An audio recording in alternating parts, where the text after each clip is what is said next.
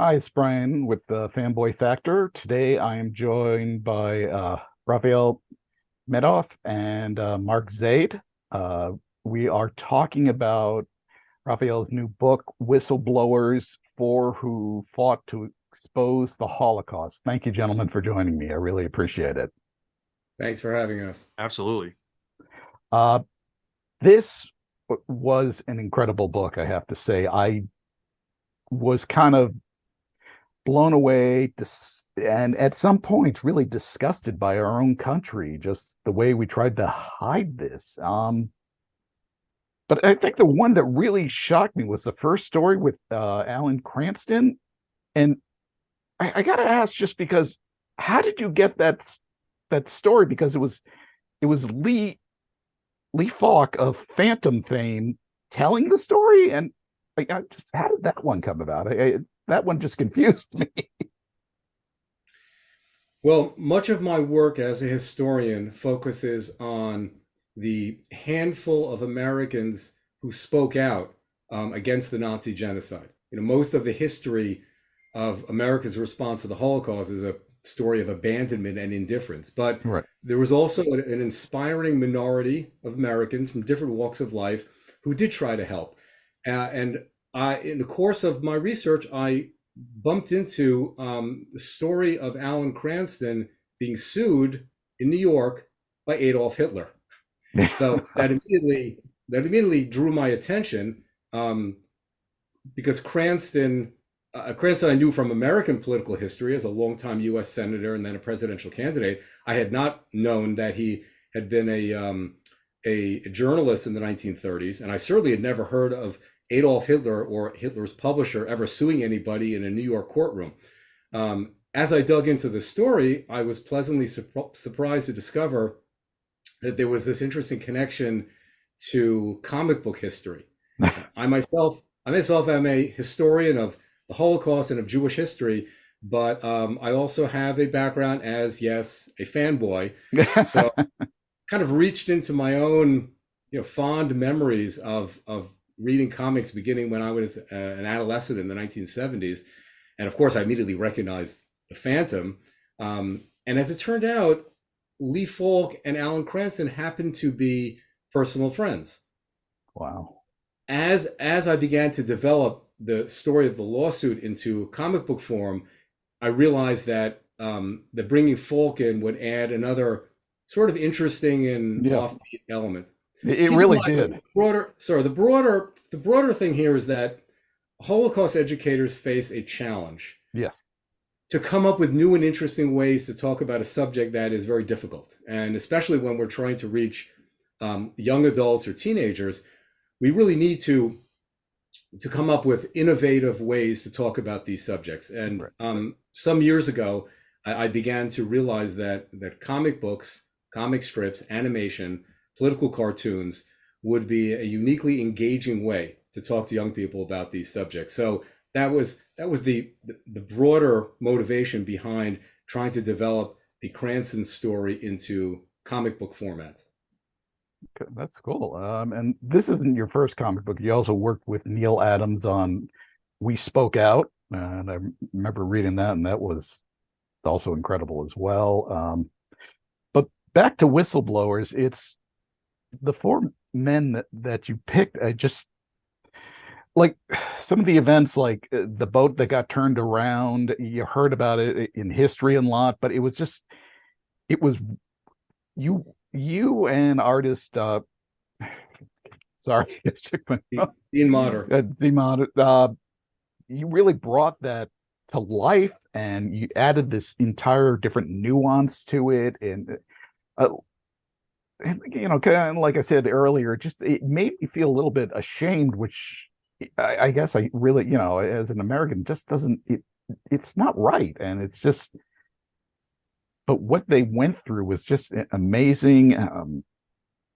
The entire cover up, the denial from FDR. I mean, all this I really didn't know, and it just, the way you brought all this out was in such an entertaining and a great visual way.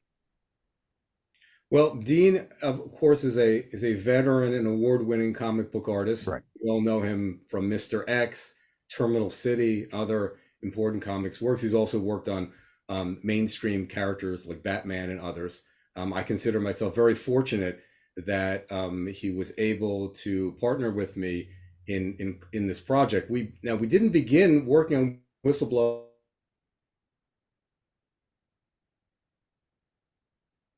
Oh, figures in history. And then at a certain point, we began to realize that there was a common denominator. That when we speak about people who try to alert the world to what the Nazis were doing to the Jews, that these were in fact whistleblowers, not exactly in the conventional sense, right. but in a moral sense, that's what they were. They were trying to Yeah. blow the whistle on the Nazi genocide. So as we recognized that we had this powerful theme, we began to think of it as a book, and that is also what led us naturally to Mark Zaid, who, as a renowned attorney for real life whistleblowers today, seemed to us to be the perfect person to write the foreword to this book. And by a happy coincidence, Mark and I actually first met at a comic book convention in Northern Virginia a few years ago, just by chance. And eventually that led to Mark collaborating with Dean and me on the final book project for Dark Horse Yo Books, Whistleblowers. That's great. So, Mark, what exactly is your background? As Rafael was saying, you're a lawyer for whistleblowers and stuff. How does that kind of play into this book here? Sure. Well, as Rafael mentioned, it was this meeting at a Northern Virginia local comic book convention that I happened to just go to. And when I saw him and what he had at the table, which was these books and articles about the Holocaust, it wasn't just, I mean, that immediately grabbed me because my connection was comic books and the Holocaust. I mean, Right. both subjects. Uh, my maternal grandfather had been a chaplain and rabbi in World War II for the U.S. Army, liberated Dachau. I had worked many times on issues relating to the Holocaust, both just as a family member, as a historian, as a lawyer in trying to go after Holocaust denialists Wow. and go after war criminals, which has been a staple of my law practice. I spent much of the 1990s going after trying to ensure that not only former Nazis would be rooted out of the United States, but war criminals in Yugoslavia, Rwanda would be prosecuted. And then on the other side, here it is. I'm a part-time comic book dealer. I've been one since high school. I'm an advisor to the Overstreet Comic Book Price Guide. I lecture on the history of comic books. I represent CGC, represent artists like Mark Waid, Doug Braithwaite, all of these interesting connections. And I represent whistleblowers, very prominent whistleblowers, particularly in the national security environment, people at the CIA, the FBI, the NSA. So this was such a logical connection Right. that works so well that when Rafael asked me, I'm like, I don't think I could volunteer quickly enough to do so about this. And talking about what you mentioned about the first story about Cranston, I'm actually embarrassed. I don't think I knew that story either when I saw that. I knew the other stories, absolutely. And to read about the Cranston story, who, as Raphael, I knew as a senator as well, didn't know about his time in Nazi Germany in the 30s. And even as a lawyer, not knowing of this Hitler copyright litigation. Right. It's amazing. That story, I think of all of them, really impacted me the most. But, knowing having the ability of what comics is now versus what I collect, which is more in the platinum and golden eras, up until the 50s, the vehicle to use comic books and graphic novels to educate the public when at a time, as Raphael sadly knows all too well, the notion of understanding the Holocaust and education has fallen to the wayside so much, Right. and anti-Semitism rising up again, that a book like this, a graphic novel like this, really can make a difference, and I really do think it will. I'm honored to be part of it. And Brian, my wife is sorry. a seventh grade history teacher, and right now she is doing the Holocaust unit. Every year it gets a little difficult for her. Her father and grandmother are both uh, Holocaust survivors, but it's a very personal thing for her. I showed her, the book, and she was blown away by it. She's trying to get it to incorporate into her lessons. Brian, you mentioned the unusual connection between Lee Falk and the Phantom and the first chapter in Whistleblowers. I'd like to explain a little bit more about the background to Sure. that story and then share with you a bit of interesting golden age comic book lore connected to that story.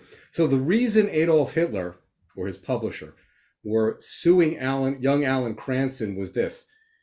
When Hitler wrote his infamous book, Mein Kampf, Hmm. his manifesto of anti Semitism and militarism and racism, it was published, of course, in German. But then an English language edition was prepared for the United States.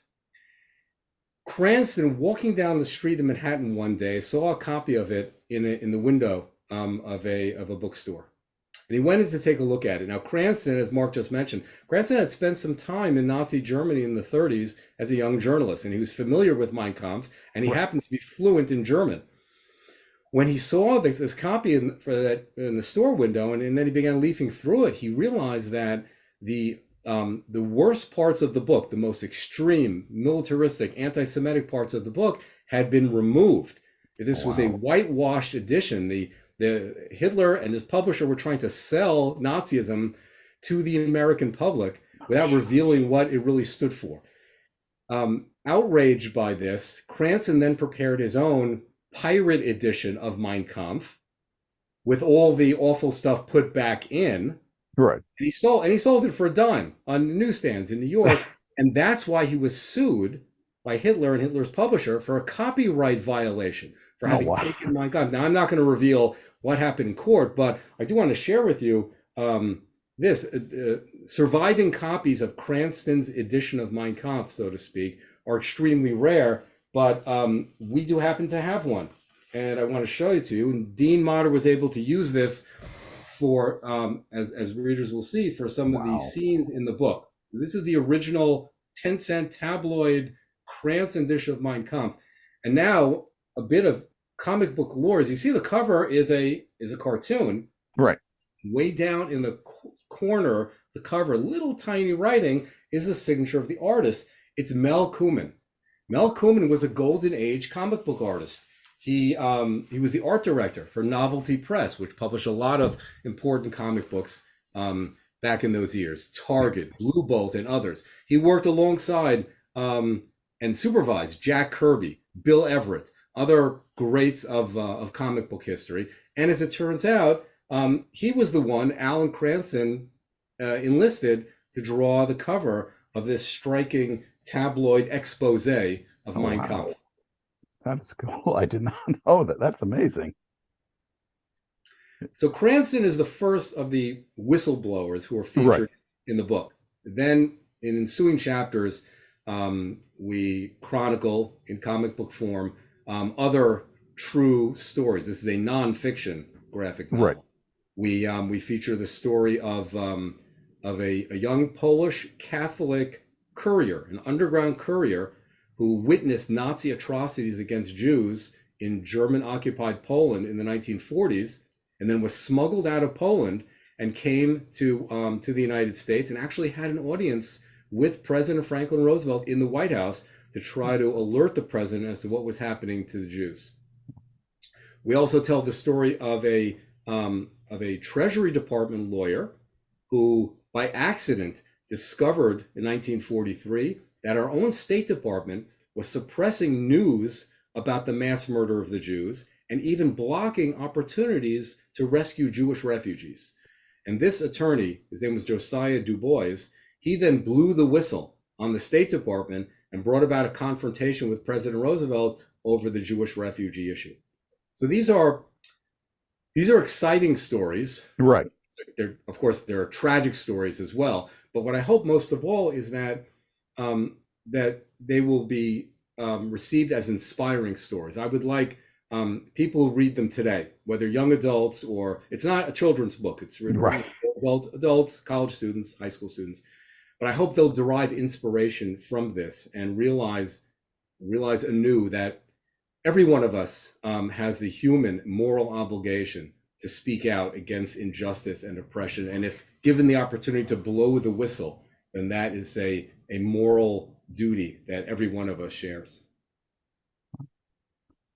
When Yeah, sometimes at the risk of their lives, as it was back in World War II. You know, we don't typically see that nowadays for whistleblowers, at least not in the United States, for sure. In other countries, look, we just saw Putin apparently assassinated a defector, a Russian defector, who is essentially looked at as a whistleblower. It is a very generic term. Like in my world, when national security whistleblowers, I have a very specific legal definition, and we're not applying that. We're looking at it as someone who's trying to undertake an effort to bring information to light, to create transparency.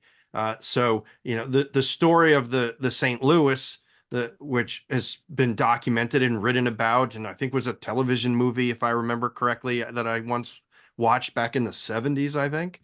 Um, you know, that was history. I mean, all of this was history. So it was out there, but it becomes forgotten. And it is, as Raphael says, to sort of energize individuals to and motivate them to remember, if folks didn't speak out at the time or even after, we'll never learn anything.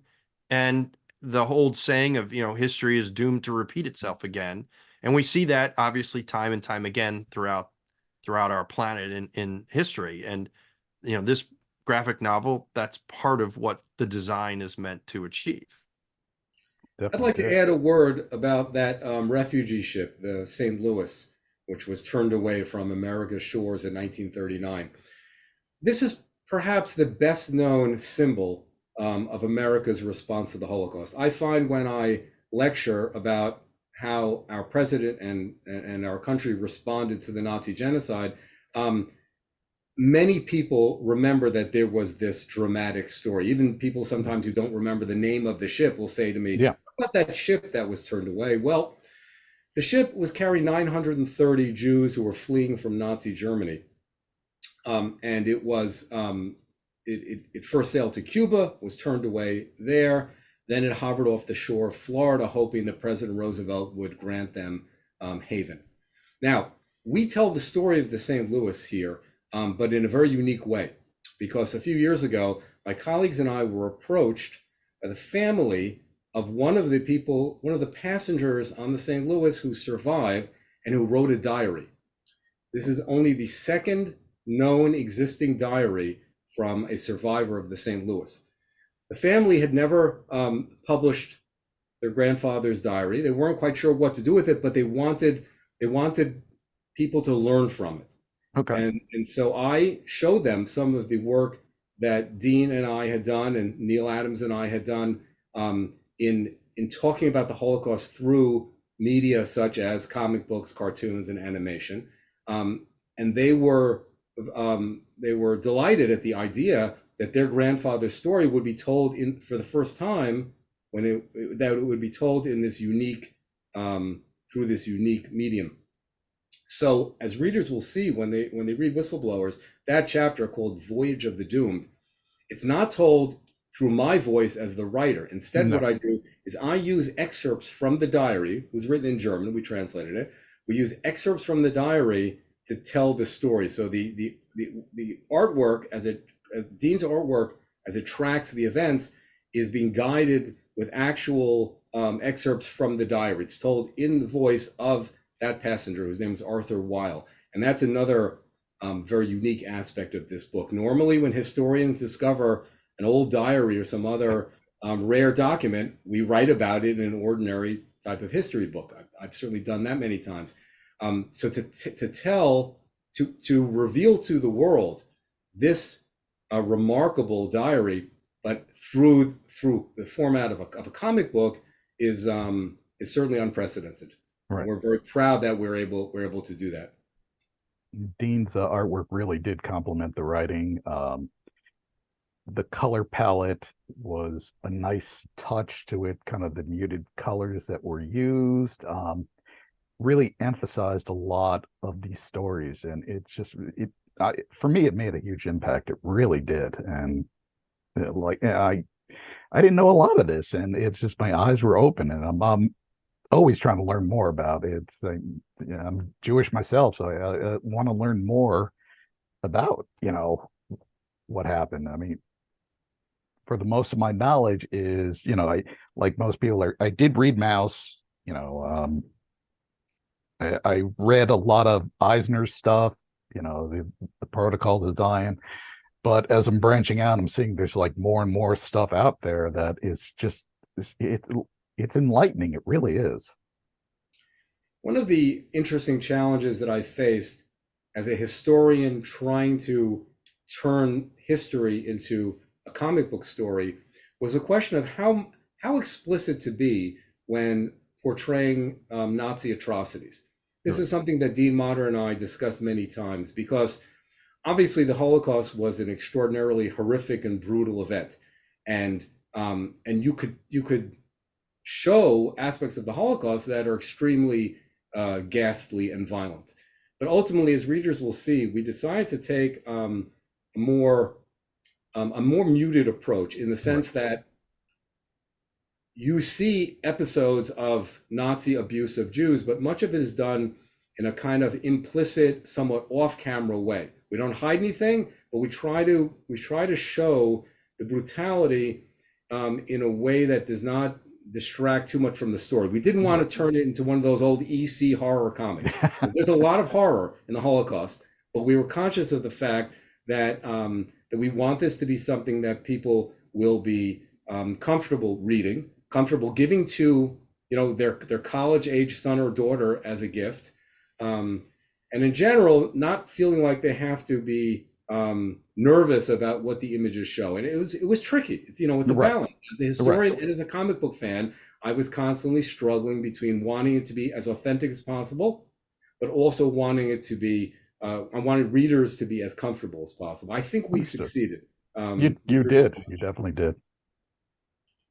It's as a reader, as an avid reader of just comic books in general, when you really hit the point with not showing a lot of things and just like outside of the historical stuff. I mean, some of the characters that are out today just go a little too far sometimes. So you really made an impact of like less is more in type of a way, and it really hit a lot harder, I think.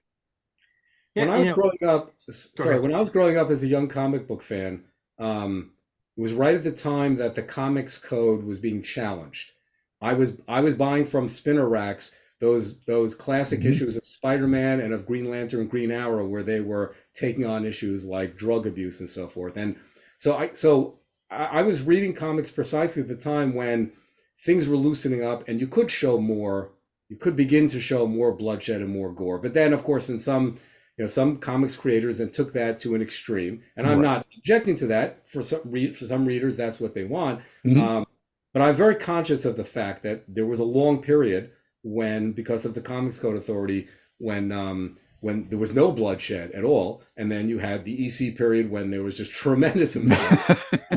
And then I understand that it's gone back and forth. So I was looking for some kind of a middle ground in portraying the Holocaust, but in this popular format. Well, it's such a sensitive topic, but you think from an effectiveness standpoint to the other genre from movies. I mean, think back to Psycho and the shower scene where the uh, prime actress is murdered in the opening scenes. That by itself was something that was very novel that Hitchcock did, but Right. not showing anything No. of the woman being murdered, just showing blood flowing down the drain. So you know exactly what happened. You have it in your mind. You didn't need to show in the pages of the comic book the horrors of the Holocaust. People would know that, and that's not the purpose of this. It's to send that message, as we were talking about, of exposing this type of behavior to ensure that actually it doesn't happen again. So it was Dean did a great job from an artistic standpoint. You really can see where talent really does come out, where it can depict something that's not even necessarily there, but you as the reader know exactly what is being told in these on these pages. Totally agree. I mean, Dean's just one of these artists. I'm familiar with Mr. X and a lot of the stuff, and just the Art Deco style that he kind of uses. Really, it complemented everything in this. It just a pure delight to read, and it's just so informative. I've read it a couple times now. It's just I'm pulling little things the more I read about it, and I like books like that where I can read it more than once and get something different out of it with every reading. Brian, I'm sure you noticed some of the little. There were a couple of times where I was obviously tipping. I gave a kind of a tip of the hat to um, certain classic aspects of comic book culture. For example, there's a very obvious wordless page, Yep. um, and I can tell you that I conceived that page thinking specifically about famous silent comic books, particularly some Batman issues, where I remember being so amazed that you could tell an entire comic book story without using any words at Yeah. all. And I had that in mind as I was moving along for creating the script, that there might be an occasion for that. And as you saw, we did do that. And in one case, there's an entire page with no dialogue whatsoever, and I think it works. It feels to me like it worked just right. It really did. It's I mean, like you said, with the silent comics, I mean, one of the biggest ones to this date right now is that the GI Joe issue with Snake Eyes. It's just that still people are talking about that one issue. There's nothing, no sound effects, no words, no nothing, and yet it speaks volumes in what it's portraying. Yes. And you achieved the same thing in this couple panels. It was amazing. Now, you're both comic collectors, as as you both said. I guess just on a different topic, what got you into comics in general? Well, for me, I was just an ordinary young teenager growing up in a very ordinary suburb, um, and it was, reading comic books was just a very typical thing for kids my age. Um, I didn't remain a loyal comic book fan though throughout all the years. I have to confess that after some years of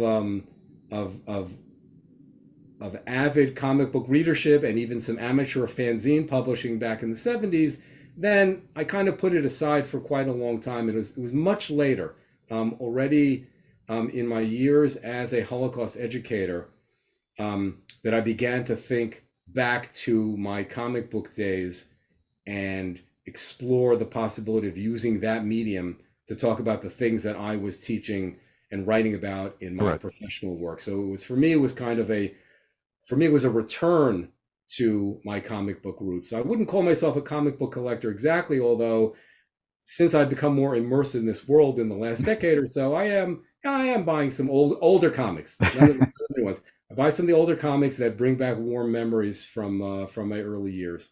Um, but I wouldn't call myself a serious collector.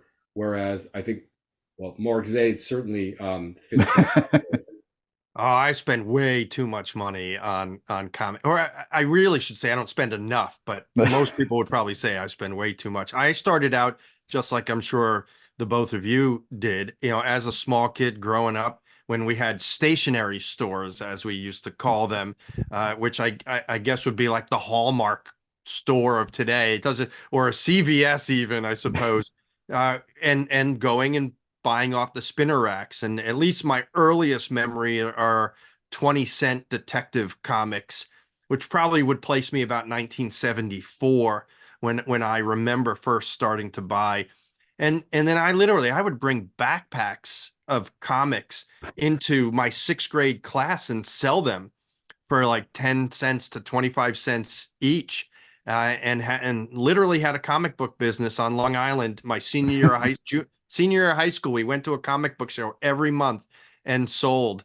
And I took some time off as well during basically college and law school, and then came back 20 years ago where I started EsquireComics.com. And I'm a Victorian platinum golden age collector more than anything else. Silver Age was when I was born. Bronze Age is when I kind of became into intellectual being to be able to think and read. I was predominantly buying that I recall probably from like 74 to 85 as far as off the newsstand and everything. And I have stayed in it and immersed and combined my legal practice with comic books, which is what I love. So sometimes clients pay me in comic books. It makes it, or artwork, it makes it a lot easier for some folks to do, and I love it. It's fantastic. It's a great medium, and it has changed as this graphic novel shows, because the books that I collect were written for children. They were written for 7 to 15-year-olds. And that changed as we all became adults, where now the average age or so that reads a comic book is about 27 years old. It's written for much older. It's for adults. And a story like is told in this graphic novel, as Mouse was when it first really introduced it, it sort of switched the genre.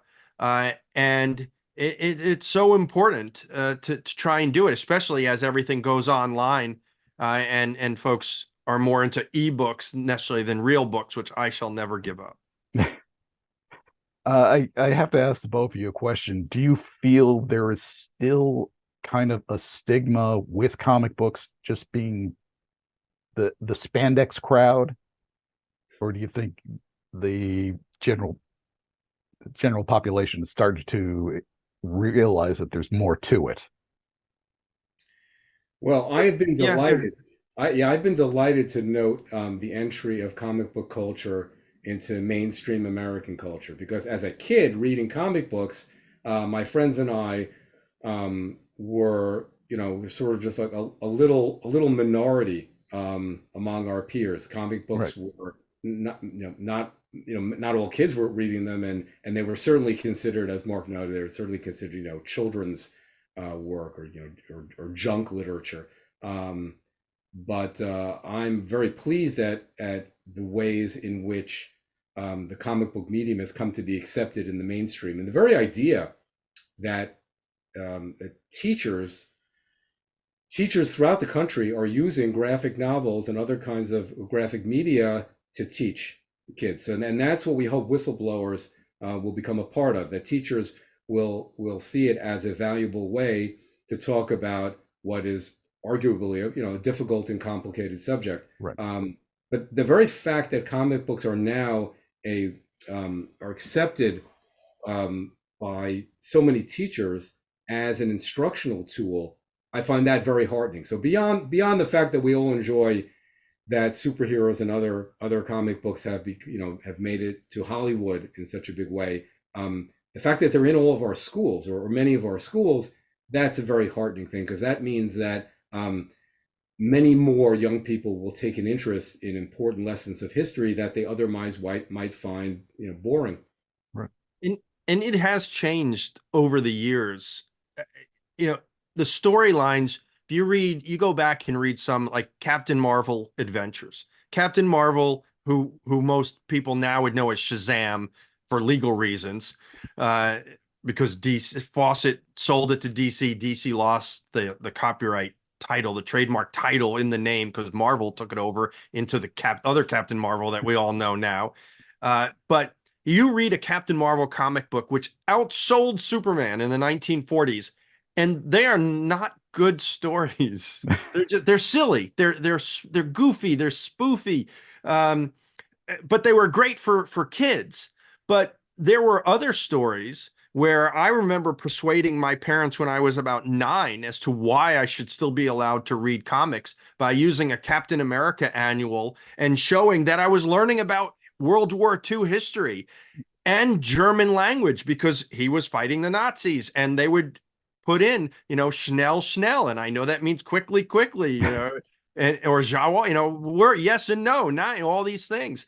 And, you look back with comic history, and we can't neglect to comment on how much of comic book history was created by Jews. Most of DC, most of Marvel and other companies were Jewish artists and writers, particularly because we weren't allowed to be in mainstream advertising.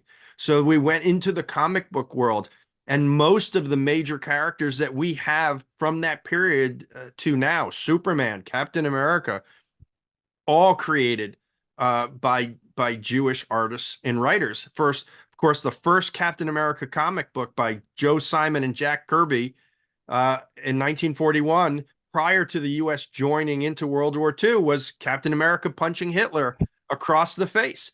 And I had the pleasure of knowing Joe Simon towards the end of his life when he was like 97 years old. And I asked him at one point, did you do that because you and Jack Kirby, who was Jacob Kurtzman, if I'm remembering the name correctly, wanted to show the Jews to be strong against the Nazis? And I remember his response was, no, we thought it would sell a lot of comic books. Well, this reminds me of a not exactly related anecdote, but this phenomenon of Jewish comics creators changing their last names, and in effect sort of hiding their Jewish identity, was unfortunately something that was very common in American Jewish life in those days, in the 1920s, 1930s, 1940s, where many men and women felt that that if they were identifiably Jewish, it would be hard for them to get a job or to advance in their profession. And so, as Mark noted, a number of Jewish comics creators. You mentioned Jack Kirby. This is also true of Gil Kane, Bob Kane, many others, and of course Stan Lee, which brings Stanley Lieber was his actual name. Right, which brings me to this anecdote. I once had the honor of appearing at the San Diego Comic-Con on a panel together with Neil Adams and Stan Lee to discuss one of these animation projects that we were working on. And somebody in the audience asked Stan if he had changed his name because he was embarrassed about being Jewish. And he said, no, I was embarrassed that I was writing comic books. So it was a different time. It was a different time in America for Jews. And today, Jewish comic book writers and artists don't have to fear being identified as Jewish. But unfortunately, I keep trying to find these issues. The first Jewish superhero, Shalom Man, has just never picked up very well and been made into a movie or television program. And you probably have never even heard of him, because when I go around to dealers asking, do you have a copy of Shalom Man? Most of them just look at me going, what are you talking about?